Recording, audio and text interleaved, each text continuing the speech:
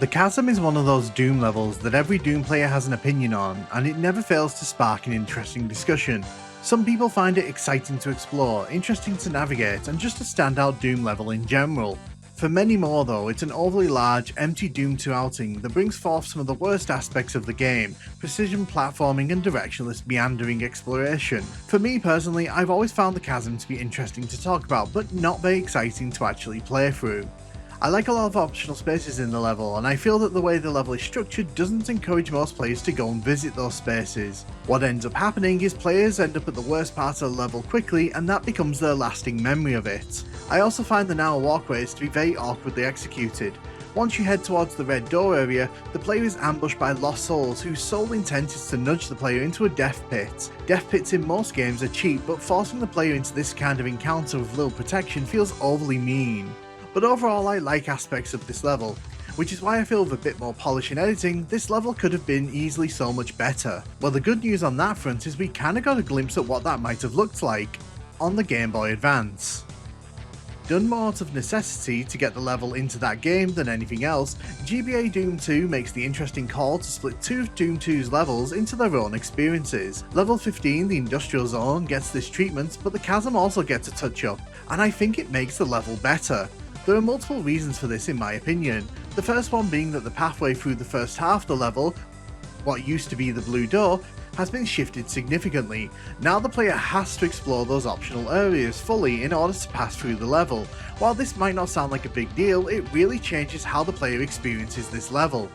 What's worth noting is that the changes to the level are very minimal. 95% of the level remains untouched and unchanged from its original form. The only notable difference is that any area which overlooked the second part of the level has been tweaked and changed. In my opinion, this goes to showcase that this area always had the potential to be something better, and in my opinion, it gets fully executed in this version. The second part of the level doesn't receive the same consideration. You can still run to the red door area, but here's the small tweak that changes everything. The pathways have been made slightly wider, not by much. They're still narrow and they still pose an issue to those who aren't controlling ThatNukemGuy with care, and it makes fighting enemies on these platforms a lot less tedious. Not only this though, the death pit before the red door that I mentioned earlier on has been given slightly wider pathways as well, but also has had teleports added into the toxic sludge. Yes, the worst part of this area has been fixed, and it doesn't change how intense the encounter is. The lost souls still ambush the player when they come through the teleport, but now the player isn't punished for not knowing about a death pit. These small tweaks and changes don't change the overall experience of the level, but they do make the experience more enjoyable. To most players, I imagine these changes are insignificant and won't make the level that much better for them, but in my opinion, it does make the level a lot more tolerable, and it takes it away from being one of the worst levels in Doom 2 to something a bit more tolerable. Do I wish that the visuals were a lot better? Sure. Do I wish that the overall experience was a bit more coherent? Absolutely. But in my opinion, these small tweaks in the Game Boy Advance version really showcase that the potential was here for a much better experience. It's kind of a shame that the only way you can really experience this is to play through the Game Boy Advance version of Doom 2, which is obviously far from ideal. So what I wanted to do with this video is just showcase a lot of these changes to you. I want to walk through the levels and just show you how changing a few things can make this level feel a lot better. In my opinion, these are the best ways to experience the Chasm, and while they don't make the level amazing by any stretch of the imagination, it does make the level a lot more bearable. I felt for a long time that the Chasm is one of those levels that it just needed a bit more touching up, and it just needed tightening up in some spaces. Now, of course, with the Game Boy Advance version here, there's a lot of jank that comes in from just being that version, but I wanted to kind of go around and just quickly showcase that, yes, quite a bit of this level's direction has been changed. So, for example, this now requires a red key. Normally, this is where you would come to get the blue key, and the blue key is still in there, but you actually need to go and get another key beforehand. I also just wanted to showcase, yes, the Cacodemon doesn't see me until I'm pretty much right on top of it here, that the exit door is here now. So the blue door is still here, but we actually have to go and find the blue key, which is inside the red door, and to get the red key we need the yellow key. Yes, they've added quite a lot of new sort of direction points in this version, and One of my big critiques of this level is that it creates all these spaces, and in the PC version and in all the other versions subsequent to the original, there's no reason to really explore them, because once you've kind of realized that the rest of the level can be accessed without even getting the blue key, there's no real point for the player to sort of explore the level. There's really nothing that interesting going on. This level does have quite a few secrets, and all of them are still here, but what's really interesting is that they have split this into 2 different levels, and I don't know if I would have done that in the original version, but I do think that splitting this level into 2 really kind of forces this first half to do a lot of sort of looking inwards. And as you can see, not a lot of this level has been changed. It is pretty much the same experience that you would get in the original version, just with blurrier textures, obviously. We're heading down here. This area is in the original, and it's completely optional in the original version. There's no real reason you'd want to come here unless, you know, you felt like coming out here. But in this version, that is completely different. You're forced to come out here, you're forced to explore, and you're forced into these encounters. And to be fair, I think some of these encounters out here are actually pretty interesting, and it's kind of a disservice to them that in the original version they're all kind of relegated into that optional spot, because I feel like a lot of people would appreciate the Chasm a lot more if it made better use of the space. I'm just gonna kill all the pinkies in that little chamber room there. Obviously, some of them have still teleported around.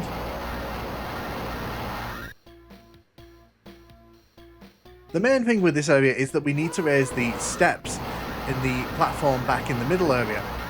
But as you can see, there's quite a few interesting traps. Now, a lot of players, I guarantee, never came out in this direction. They didn't come here because once they figured out they just needed the blue key, and once you find the blue key in that sort of green toxic area, these encounters all become pointless.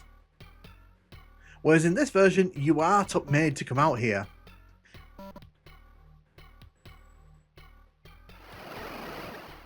And you'll notice that we still haven't got any other keys, and the reason for that is because even though, you know, this is changing the direction that we have to head in, the keys are still located where the level was originally. Now, it's quite funny that this area is still marked as a secret, because obviously it's not a secret anymore, it's essential. But you can see there's quite a lot of bigger encounters going on here. It's actually making use of the space, and all these encounters are being pushed onto the player, so the player's being forced to deal with all this. It's interesting, it's different from a lot of the other Doom 2 levels, and in my opinion it really kind of helps to make this first part in particular feel a lot more fleshed out. Obviously all this was here in the PC version as well, so I'm not saying that this is breaking any new ground, but like I said in the opening to this video, one of the things that has always frustrated me is that this level just does not make good use of the space within it. It creates these giant open spaces, and then it doesn't actually do anything too interesting with them. I nearly died there. It's also worth noting that the armor glitch in the Game Boy Advance version makes encounters here a bit more spicy, because obviously until I pick up an armor bonus of some kind, I am pretty much defenseless on the armor front. Luckily there is a megasphere there.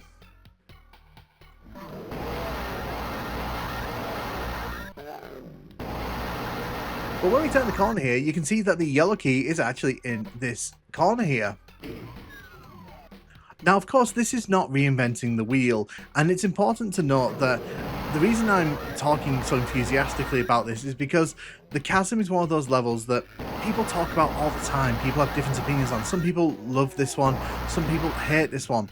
I have gone through a bit of a love-hate relationship with this level. When I was a kid, I loved exploring it. I loved kind of wandering around, trying to find all the secrets. It was something that, you know, held my attention, because one of the things with a lot of Doom 2 levels is that they didn't have this sense of scale, and this level just feels so unique in that sense because it's so big. Now you can see here there's a yellow door. Inside here there is this new room. Now obviously in the original version this overlooks the walkways that make up the second part of the level, and you can see that there's a section in the middle there. The red key brings up the walls there, and a bunch of pinkies attack us. Again, really fun little encounter, this one, and if the player's not expecting it, it's actually quite deadly.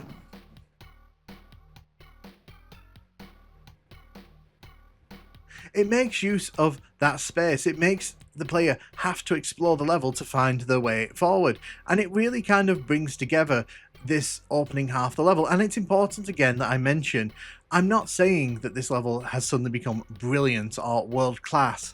I think there's still a lot of flaws with a lot of the visual style, and we'll talk about that as we head into what in my opinion is the weakest part of the level aesthetically. But I do feel that it just goes to showcase, with a little bit of editing, with a little bit of refocusing, and maybe a second pair of eyes, this level would not be as divisive as it ended up being. I do love, by the way, how the blurry textures on the Game Boy Advance version here make this area just look so muddy. But you can see here the blue key is still in here. This is where you pick it up in the original, but the pathway to the blue key was completely altered. And again, when they were making this, they could very easily have just said, let's leave it as is, but they didn't, because I think they even looked at this level and said, we really want this level to be something a bit more. And in my opinion, they definitely achieved that with this first part. It's also important to note that the reason they split the levels in the first place was purely down to hardware limitations. It isn't just this level that gets this treatment. Industrial Zone gets split into 2 levels later on, and the reason for that is purely down to hardware. Squeezing these levels onto the Game Boy Advance in their original form would have been absolutely crazy. And you can see that when you enter here, there's just a switch that acts as the end of a level, and in my opinion, this is probably the best way to experience the Chasm. Now, I know that's stupid to say when you're playing on the Game Boy Advance where performance is an issue and you've got the armor glitch, and there's all kinds of quirks that make the Game Boy Advance version of Doom 2 completely unsuitable for most people, which is why it's a shame I don't think this version of this level has been brought forward. Now, entering the second part here, you can already see the walkways there are wider. They are wider than they are in the PC version. Now, this was obviously done to accommodate the fact that we're playing on a Game Boy Advance with 4 directional buttons, and the ability to precision control is not there. I do kind of love that that little shelf is over there. That's where the door that would have allowed us to skip most of the first section is in the original version. Now, unfortunately, they didn't quite do the same kind of level of TLC with this section. I do feel there was a lot of potential for that, and I feel that it's one of the big fallings here that the first part of this level, so little is done to change it, and yet it makes such a big difference. Yet in this version, they kind of just went, we're going to leave it as is. Because it would have been really cool, in my opinion, maybe if they put a blue key over where the Megasphere is over there, make the player have to come down here and face these encounters. Again, it just would have filled this level out a bit more. Because in my opinion, a lot of these side optional areas are actually quite interesting to play through. And if I'm not doing a sort of speed run, or if I'm not doing a run through where I want to get through this level quickly, it is quite fun to kind of take my time and just enjoy what this level has to offer. But I definitely think the second part here is a lot weaker, and it's a bit unfortunate, like I said, that they didn't feel the need to kind of come in and change this. But then again, I'm probably guessing that they assumed people would probably want to skip through this as quickly as possible. Or maybe putting the blue key on that table there that we just clicked, that would have been an interesting place to put it, because this is a good ambush for a key right here. One of the points I'm trying to make with this video, and I'm hoping I'm getting it across, is that the Chasm as is wasn't a terrible level. It was just poorly realised, and I think with just a little bit of nipping and tucking and slight tweaks here and there to make it a bit more user-friendly to players, I think that the level could be considered better by a lot of Doom players.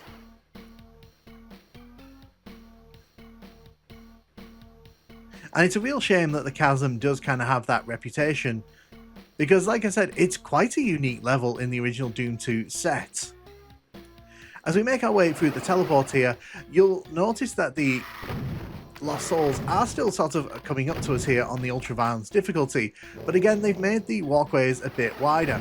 And much like with Tricks and Traps, which does the same thing basically here, it has a teleporter that takes you to a safe space from a bottomless pit. And it's funny that the Game Boy Advance version is the one that sort of goes, well, maybe we should put a teleport in, you know, because it's not really fun to fall into a bottomless pit and have to replay a whole level just because, you know, the player didn't know that that encounter was coming.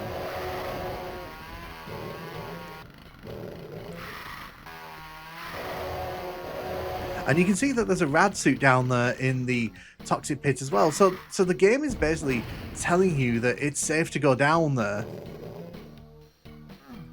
So I'm going to drop down here. You can see that there's a lost soul.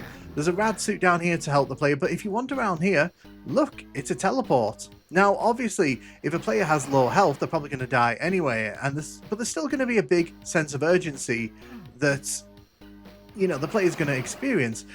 In my opinion, it just cheapens this area, and even experienced players can fall into death pits, and it's just not fun. It's not fun to do narrow walkway puzzles in Doom.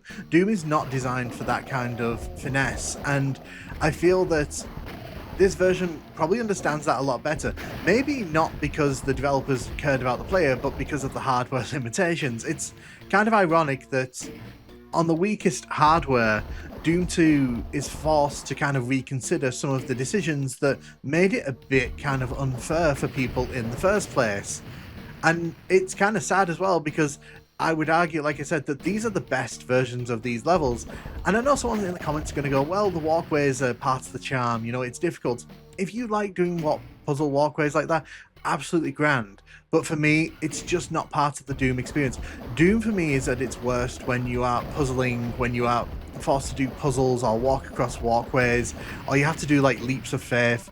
For me, that is not what makes Doom a fun game. Doom has some of the best, more silkiest smooth controls across any first-person shooter from this era, but it does not lend itself well to platforming, not even slightly, and precision walking controls, in my opinion, are just not fun in Doom, especially when you remember that back in the day, mouse controls were not the best, because moving the mouse forwards and backwards would move the player forwards and backwards. It's not like now where mouse is just about looking around. No, back in the day, you could be nudged by just touching the mouse at the wrong time. So this was just even more precarious back in the day. But in my opinion, these are the best versions of the Chasm levels, in my opinion. If you haven't gone out of your way to experience these, I would maybe attempt that. Now, how would you do that? I'm sure there's a WOD out there where someone has brought these to the PC version. I might be tempted to do that myself if enough people feel that that's something they want, because I don't mind doing that, but let me know in the comments if that's something you would like to see. If you would like to see these two levels translated onto the PC in this better form. Let me know what you think of the Chasm. Are you a fan of it in its original form, and would you prefer it like this?